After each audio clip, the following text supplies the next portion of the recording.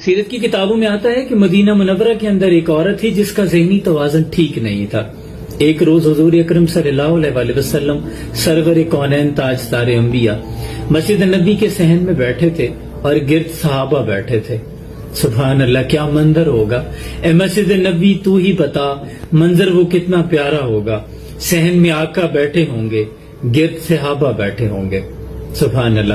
تو وہ عورت جب آئی تو اس نے آ کر دروازے سے ہی حضور اکرم صلی اللہ علیہ وسلم کو اشارے سے پاس بلایا۔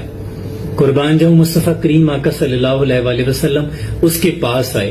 اب عرب کی گرمی، یوں لگتا ہو جیسے سورج سوا نیزے پہ ہو، کڑکتی دھوپ، اور حضور اکرم صلی اللہ علیہ وسلم کان مبارک اس کے قریب کر کے اس کی باتیں بڑی انہماک کے ساتھ سن رہے ہیں۔ وضحیٰ کے چہرے پر پسینہ آنے لگا۔